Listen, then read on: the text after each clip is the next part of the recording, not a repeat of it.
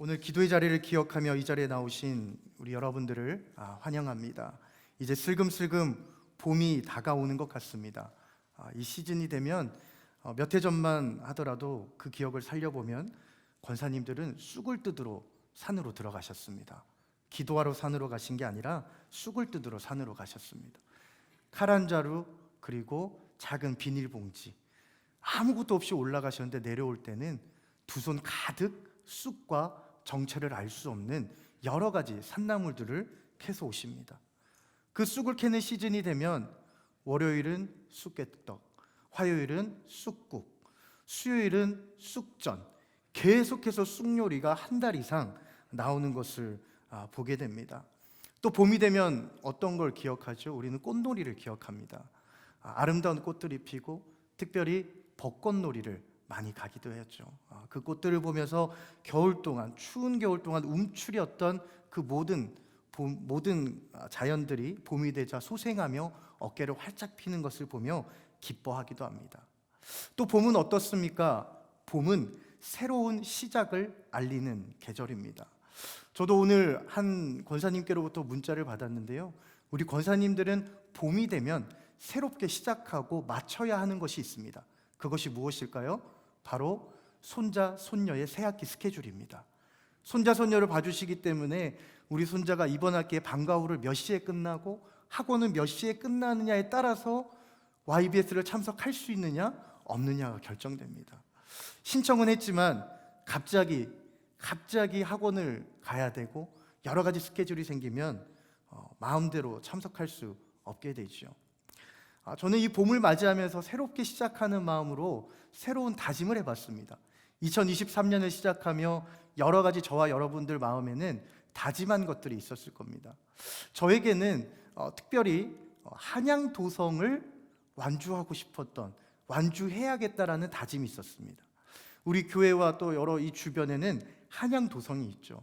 약 18.6km에 달하는 아주 좋은 한양도성이 있습니다.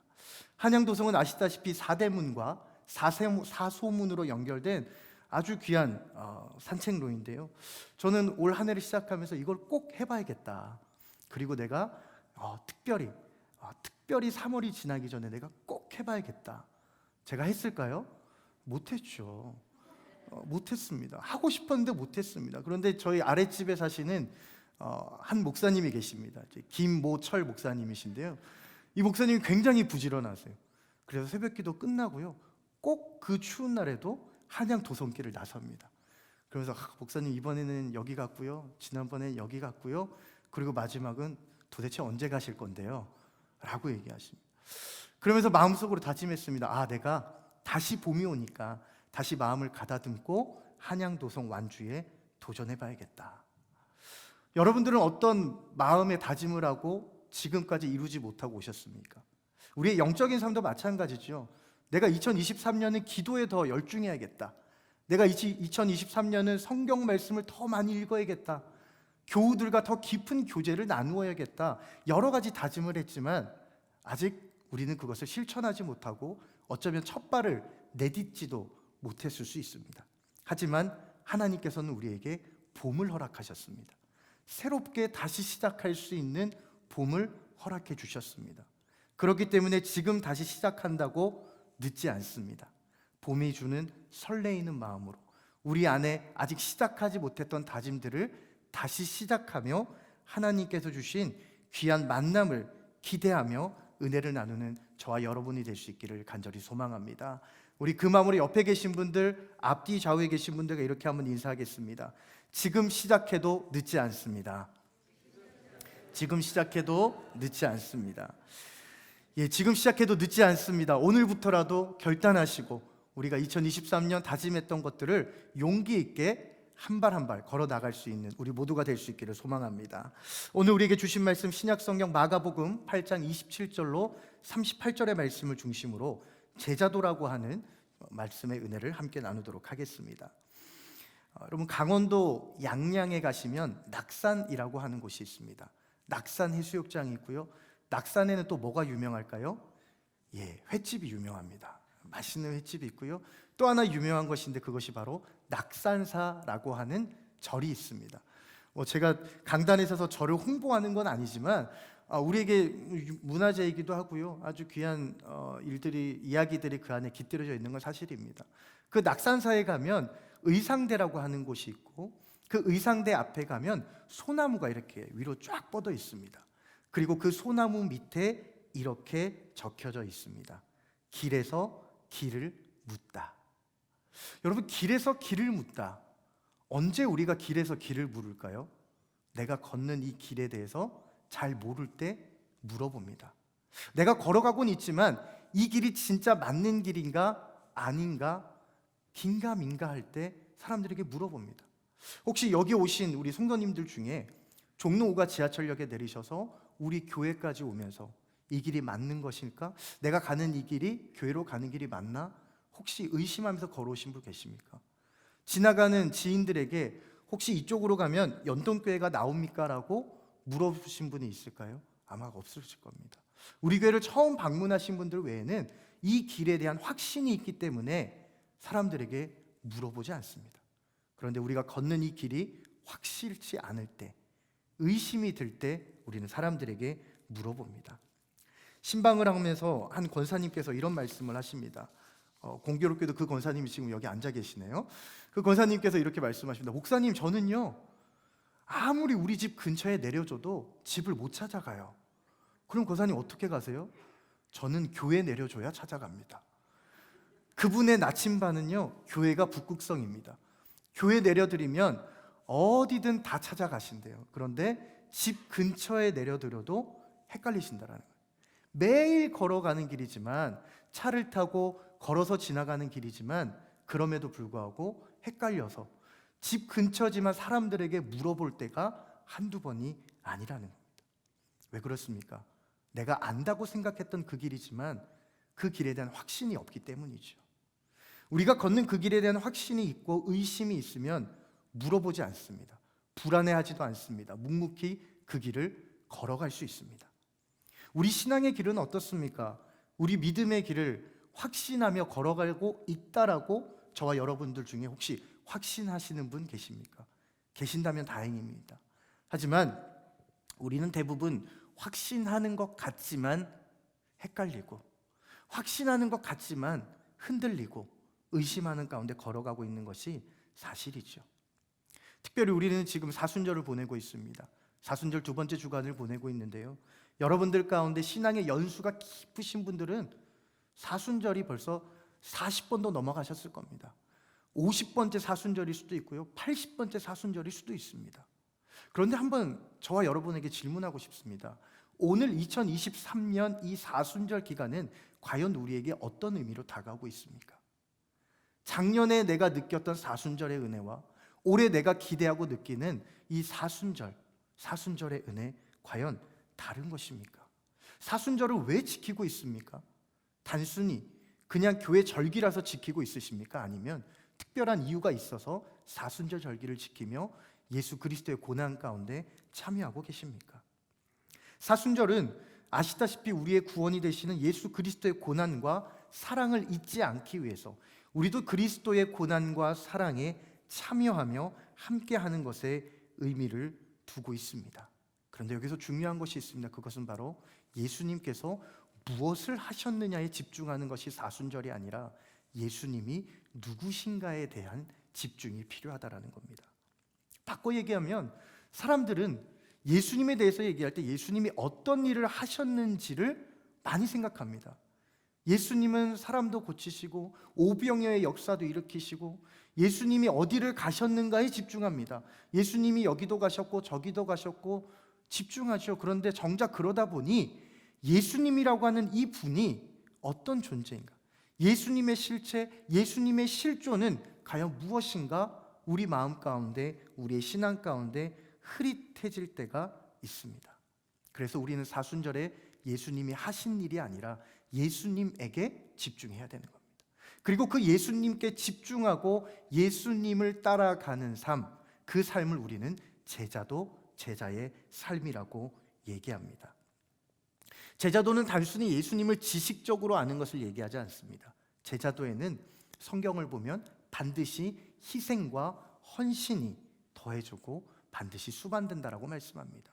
대표적인 사람이 있습니다. 누구일까요? 요한복음에 기록된 니고데모라고 하는 사람이었습니다. 이 니고데모는 원래 예수님의 제자가 아니었습니다. 그런데 이 니고데모가 예수님에 대해서 너무나도 알고 싶은 거죠. 그래서 사람들이 보지 않는 한 밤에 예수님을 찾아갑니다. 그리고 그 예수님을 만납니다. 자기가 단순히 지식적으로 사람들을 통해서 들었던 예수님이 아니라, 어떤 일을 하셨던 예수님이 아니라 예수님 한 분, 나를 위해 이 땅에 오신 예수님을 인격적으로 만나게 됩니다. 그리고 어떻게 되죠? 그의 삶이 송두리째, 뿌리째 흔들리고 바뀌게 되는 것을 우리는 성경을 통해서 확인할 수 있습니다. 지금까지 내가 마음에 품고 있었던, 내가 의지하고 있었던 것들, 니고데모가 사회적 지위를 누리면서 사회적으로 자기가 취할 수 있고 즐길 수 있고 당연하게 누릴 수 있는 모든 것들, 그 모든 것들을 다 포기해야 되는 그 순간에 니고데모는 예수님을 따르는 제자의 길을 포기하지 않았습니다. 자기의 것을 다 잃어버리더라도, 자기에게 있는 모든 것을 다 그냥 놓아버려야 한다 하더라도 니고데모는 예수님이 너무나도 소중해서 그의 삶이 통째로 흔들리고 말할 수 없는 희생과 헌신이 수반되더라도 그는 그 일들을 마주할 때 예수님을 따라가는 삶, 제자도를 포기하지 않은 것을 우리는 보게 됩니다. 그리고 예수님께서는 그 제자도에 대해서 오늘 우리가 읽은 마가복음 8장 말씀에 우리와 제자들을 향해 말씀하고 있습니다. 오늘 성경 우리가 읽은 마가복음 8장 27절로 38절의 배경이 되는 곳은 가이사랴 빌립보, 성경에는 빌립보 가이사랴라고 기록된 곳입니다. 이 가이사랴 빌립보는 알렉산더 대왕이 이 지역을 점령하고 판이라고 하는 신을 기념하는 신전을 세우고 파네아스라고 명명합니다. 이 판신은 우리가 잘 아는 영어의 패닉의 어근이 됩니다. 이 판신은 공포와 혼돈의 신이죠. 그런 곳을 신전을 세우고 사람들에게 그 신을 섬기게 합니다. 그러다가 로마의 아우구스투스가 정복하고 그 땅을 헤롯 대왕에게 줍니다. 헤롯 대왕은 이 가이사랴, 로마의 황제를 높이기 위해 그 도시를 건설하고 대리석으로 신전을 짓기 시작합니다. 그리고 이후에 그의 아들 빌립이 신전을 재정비하고 그 지역을 정비해서 오늘 우리가 아는 가이사랴 빌립보 가이사랴가 됩니다. 특별히 이곳은 로마의 장군, 우리가 잘 아는 티투스라고 하는 장군이 예루살렘을 정복하고 그 승리를 기념하기 위한 잔치를 벌였던 그곳이 바로 이 가이사랴 빌립보 가이사랴입니다. 다시 말해 이곳 빌립보 가이사랴는 승리와 세상의 성공을 상징하는 도시였습니다. 그런 곳에서 예수님께서는 제자들에게 말씀하시는 거죠. 예수님께서 제자들과 함께 여정을 가시다가 가이사랴 빌립보 가이사랴에 들린 것은 우연이 아니었습니다. 하나님의 크신 그림이었습니다. 사람들은 어떤 일을 마주할 때 우연의 일치라고 얘기합니다. 오늘도 제가 오전에 장례를 한 가정 치르고 왔는데요. 연동 동산에서 장례를 치렀습니다. 그런데 그 가정을 장례를 치르면서 보니 참 기가 막힌 스토리가 있었습니다. 고인께서는 원래 교회를 다니시지 않았습니다. 그런데 동산에 가보신 분들은 아시겠지만 우리 동산 앞에는 아파트가 있습니다. 그 아파트에 사시는 분이신데요. 오래전에 2010년, 12년 이쯤 이제 그분이 동네를 산책하시다가 연동 동산을 보게 된 겁니다. 그런데 우리 동산이 아시다시피 참 아름답습니다. 위에서 내다보면요, 광릉 수목원이 그대로 보이고요, 정말 아름답습니다. 이분이 거기에 완전히 반하신 겁니다.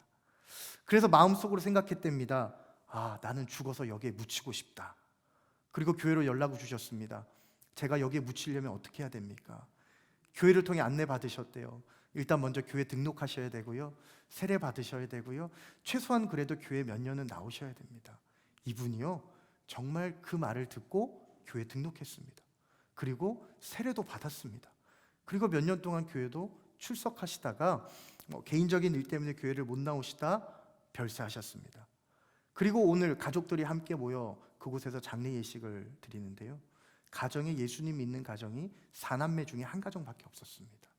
다 믿지 않아요. 심지어는요, 여러분, 장례 예식을 집례하는데 믿지 않는 가족 중에 한 분은 저 멀리 가서 담배를 피시기도 하고 떠들고 얘기하시기도 하고, 참 장례를 집례하는 게 쉽지 않았습니다. 그러면서 말씀드렸습니다. 여러분, 이곳에서 우리가 예배를 드림으로 장례 예식을 하는 것은 사람들은 우연의 일치라고 얘기할 수 있습니다. 여러분들이 지금 여기서 예배를 드리는 것, 믿는 바가 다르지만 예수님을 믿음으로 부활의 소망으로 예배 드리는 자리에 참석하게 되신 것, 우연의 일치라고 생각할 수 있습니다. 그러나 믿음으로 보면 다릅니다. 사람들이 말하는 우연의 일치, 그 우연의 일치를 만들어 가시는 분이 바로 하나님이십니다 라고 말했습니다. 예수님께서 여정 가운데 이곳을 지나간 것이요, 우연이라고 얘기할 수 있지만 이것은 다 하나님의 섭리와 하나님의 뜻 가운데 이루어진 일이었습니다. 빌립보 가이사라에서 승리를 상징하는 그곳에서, 여러 신전이 있는 그곳에서 예수님께서는 제자들에게 세상과 세상의 성공과 세상에서 말하는 영화와 부귀가 아닌 완전히 반대되는 예수님을 따르는 제자도에 대해서 말씀하십니다. 그리고 제자들에게 먼저 물어보시죠. 사람들이 나를 누구라고 하느냐? 제자들은 대답합니다. 더러는 세례 요한이라고도 얘기하고 더러는 엘리야라고도 말합니다. 마태복음 16장에 보면 예레미야라고도 얘기한다라고 기록하고 있습니다. 무엇을 뜻합니까? 다 자기가 생각하고 있는 예수님에 대한 착각들이라는 겁니다. 예수님이 이런 일을 행하셨기 때문에 엘리야라고 생각을 했고요, 예수님이 이런 말을 했기 때문에 예레미야라고 생각했고, 예수님이 이런 행동을 했기 때문에 세례 요한이다라고 생각을 했던 겁니다. 예수님께 집중된 것이 아니라, 예수님이 누구신가 그 실체에 집중되어 있는 것이 아니라 예수님이 무엇을 하셨는가에 집중되어 있었던 것을 뜻합니다. 그때 베드로가 얘기하죠. 주는 그리스도십니다. 여기까지만 해도 여러분 분위기가 너무나도 좋았습니다. 그런데 갑자기 예수님이 말씀하시죠. 내가 앞으로 장로들과 서기관들과 제사장들에 의해서 고난받고 죽게 될 것이다. 그때 베드로가 얘기합니다. 주님, 절대 그러시면 안 됩니다 라고 얘기하면서 오늘 우리가 읽은 성경 말씀 32절 말씀에 보니 예수를 붙들고 항변하매 라고 기록합니다. 여러분, 항변한다라는 것은요, 단순히 상대방의 의견을 반대하는 걸 얘기하는 게 아닙니다. 항변하다는 것을 국어사전을 찾아보면 이렇게 나와 있습니다. 단순히 상대방의 의견을 반대하는 것이 아니라 전혀 다른 주장을 펼쳐서 별개의 상황을 주장해서 상대편 주장을 배척하는 것이라고 기록합니다. 무슨 뜻이냐면 예수님께서 말씀하신 것에 대해서 이것은 아닙니다, 이거는 아닙니다 예수님이라고 말한 게 아니고요, 예수님 말은 옆으로 그냥 제쳐놨습니다. 예수님이 얘기한 걸 제쳐놓고 자기의 의견으로 예수님의 말씀을 뭉개버렸다라는 뜻입니다. 예수님께서 그렇게 말씀하셨는데 아니라는 거예요. 방금 전까지 예수님을 하나님의 아들이라고 얘기했던 베드로가 갑자기 돌변했습니다. 그때 예수님이 베드로에게 뭐라고 말씀하시나요? 이 사탄이라고 얘기합니다. 사탄아, 뒤로 물러가라라고 얘기합니다. 우리는 베드로를 생각하면 다혈질이고 이렇게 생각하지만요, 저는 이 구절을 읽을 때마다 주님, 저도 베드로와 같이 되기 원합니다, 기도합니다. 왜 그렇습니까? 만약에 그럴 리는 없습니다. 목사님 중에 한 분이 여러분들에게 사탄이라고 얘기해 보십시오. 여러분 교회 나오실까요? 목사님 멱살 안 잡으면 다행이죠. 그런데 베드로는요, 예수님에게 사탄이라는 얘기를 들었지만 끝까지 예수님을 떠나지 않았습니다. 사탄이라는 얘기를 들었음에도 불구하고, 물론 베드로가 정말 눈치가 없는 사람일 수도 있습니다. 그게 무슨 뜻인지도 모르고 있을 수도 있습니다. 하지만 그는 그럼에도 불구하고 예수님 곁을 지켰던 제자였습니다. 예수님께서는 제자들과 특별히 베드로에게 사탄아, 내 뒤로 물러가라라고 말씀하시며 너는 하나님의 뜻을 알지 못하는구나 라고 하시며 오늘 저와 제자들에게 진정한 제자의 삶, 제자도에 관하여 두 가지를 말씀하셨습니다. 첫 번째는 진정한 제자의 삶은 자기 십자가를 지고 예수님을 따르는 삶이다라고 말씀하셨습니다. 34절 말씀해 보니까 이렇게 기록하죠.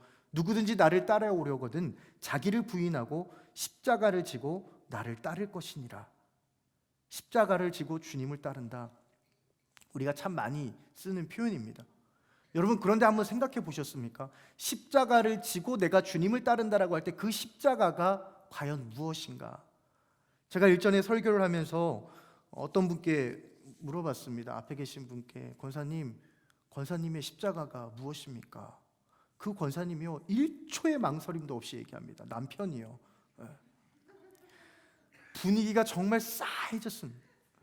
우리는 대부분 십자가를 생각하면요, 뭔가 나에게 불편한 것, 뭔가 내가 피하고 싶은 것, 단순하게 그렇게 생각합니다. 먼저 결론을 말씀드리면 그런 게 맞습니다. 하지만 이 십자가에 대해서 조금 더 깊이 생각해 보면 특별한 하나님께서 주시는 은혜가 있습니다. 저도 말씀을 준비하면 이 십자가에 대해서 굉장히 고민을 많이 했습니다. 과연 십자가가 무엇일까? 내가 십자가를 지고 예수님을 따른다라고 얘기하는데, 찬송가에도 십자가를 내가 지고 주님을 따른다라는 고백들이 참으로 많은데, 내가 예수님처럼 나무 십자가를 지고 살아갈 수도 없는 것이고, 과연 내 인생에 십자가를 진다라는 것은 어떤 의미일까? 하나님, 잘 모르겠습니다. 머리로는 알겠는데 제가 가슴으로 깨닫는 게 참 어렵습니다. 하나님, 깨달음을 주십시오. 기도하며 묵상했습니다. 그때 하나님께서 저에게 반짝이며 깨달음을 하나 주셨습니다. 짧은 시간에 하나님께서 깨달음을 주셨는데 바로 문화에 대한 이해였습니다. 여러분, 십자가는 유대인의 문화가 아니죠. 십자가는 로마의 문화였습니다. 로마의 문화는 유대인들이 인정하고 싶지 않고 받아들이고 싶어 하지 않는, 굴복하고 싶지 않는 권력이었습니다.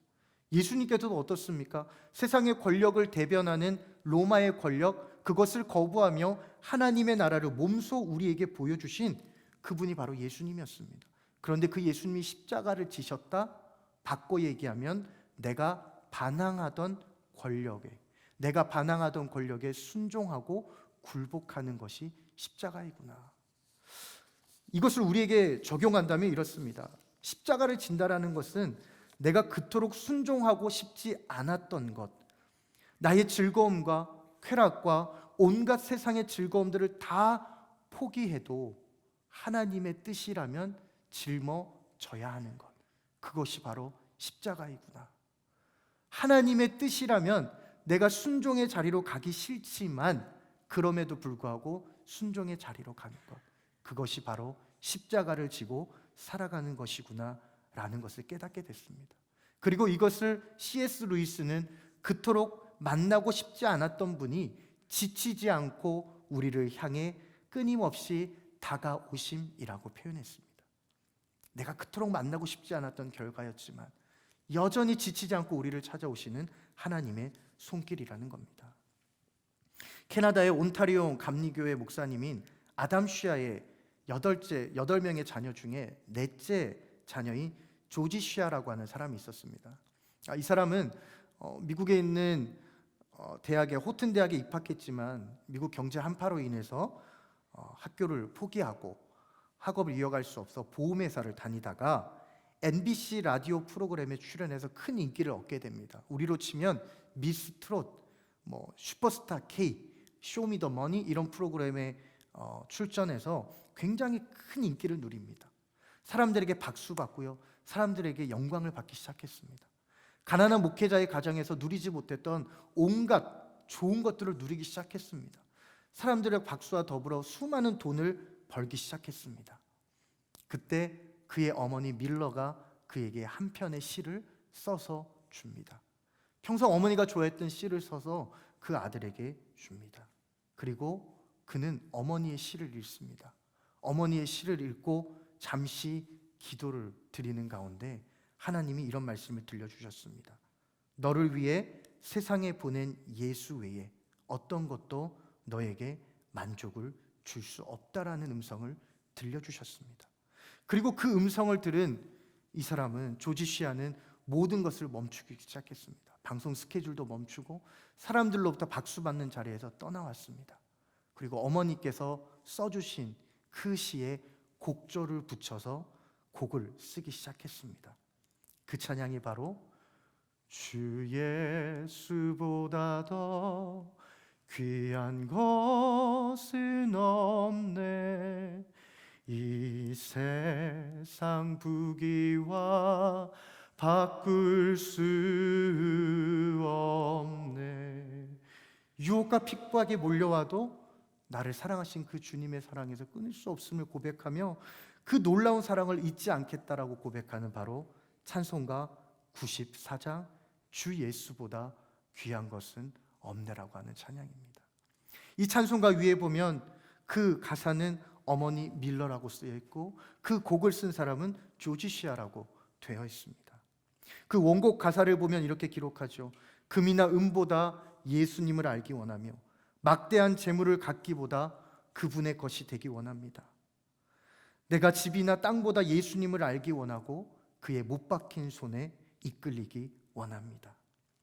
예수님께서 말씀하신 십자가를 지고 제자의 길을 걸어간다는 것은 내가 추구하는 것, 내가 꿈꾸는 것, 내가 계획하는 것을 고집하는 것이 아니라 내가 그토록 원했던 거지만, 내가 그토록 하고 싶었던 거지만 하나님의 뜻이라면 과감하게 하나님 앞에 순종하며 살아가는 삶, 그 사람이 바로 십자가를 지고 살아가는 삶입니다.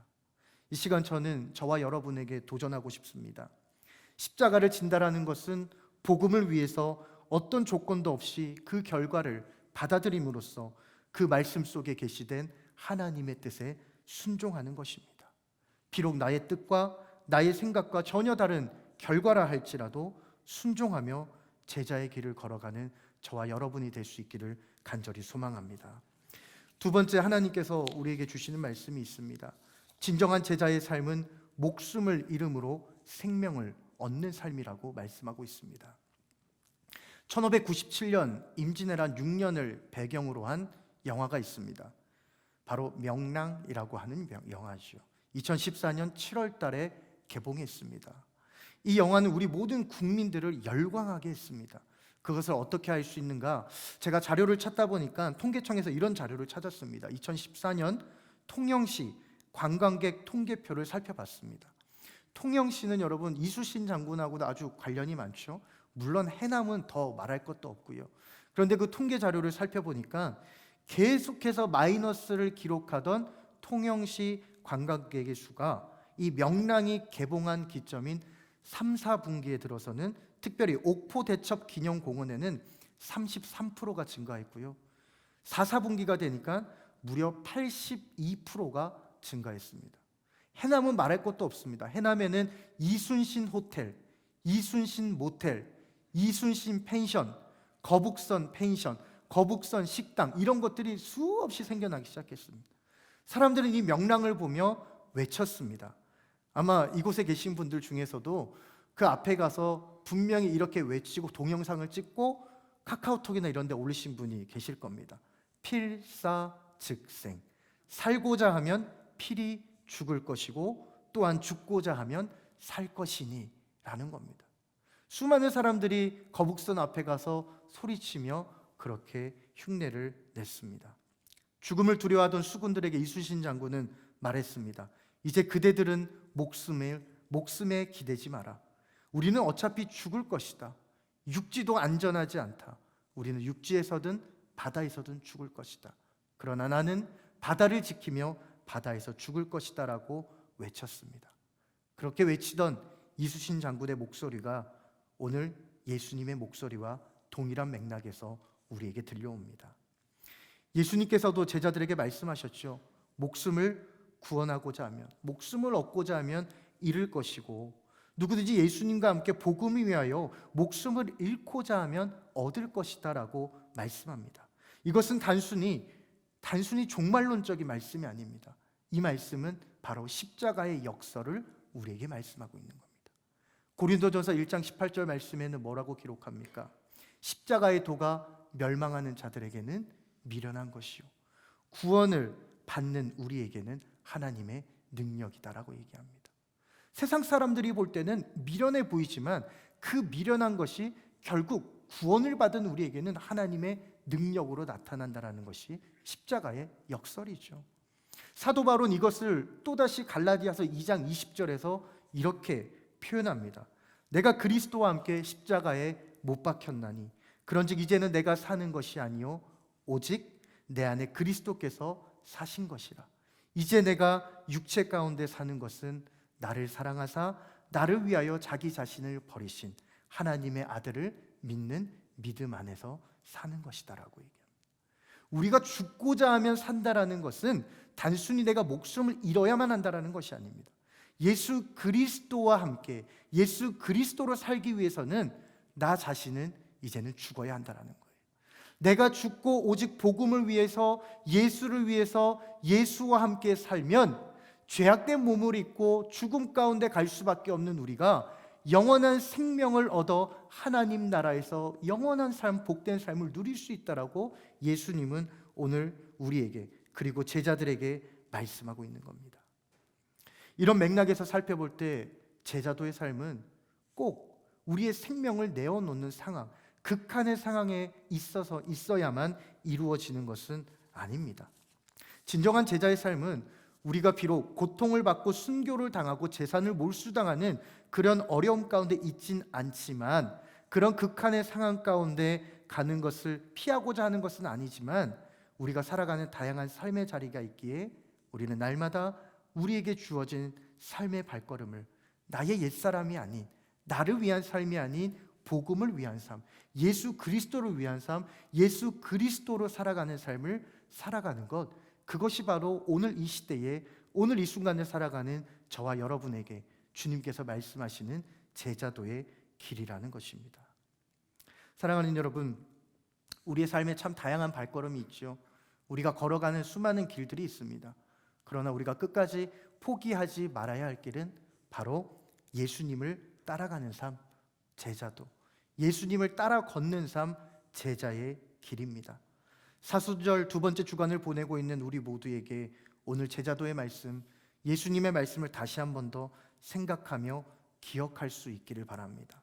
매년 반복되는 형식적인 사순절이 아니라 내가 고백하고 따른다고 했지만 내가 믿고 살아간다라고 얘기한 그 예수에 대해서 다시 한 번 더 생각해보고 그분을 따라가는 삶의 발걸음이 어떤 것인지 진지하게 고민하며 제자도의 길을 걸어갈 수 있는, 우리의 삶을, 신앙을 스스로 점검하며 결단할 수 있는 저와 여러분이 될 수 있기를 간절히 소망합니다. 우리 시간 그 제자도의 길을 기억하며 찬양의 자리로 함께 나아가겠습니다. 오늘 우리가 함께 부를 찬양은 우리가 너무나도 잘 아는 찬양입니다. 오늘 이 찬양에서 주님은 우리를 향해 끊임없이 오라고 말씀하십니다. 여러분, 예수님께서 우리를 부르실 때 어디든지 가실 수 있겠습니까? 심판하는 자리에 주님이 우리를 부르신다면 그 자리까지도 마다하지 않고 가실 수 있겠습니까? 어디든지 나를 부르면 내가 순종하며 가겠다라고 했던 그 예수를 처음 믿을 때의 감격과 다짐들 여전히 우리는 지키며 순종하며 살아갈 수 있겠습니까? 우리의 힘으로는 할 수 없지만 주님이 우리를 인도하신다면, 주님이 우리와 동행하신다면 우리는 갈 수 있을 줄로 믿습니다. 그 믿음의 고백으로 함께 찬양하며 나아가겠습니다.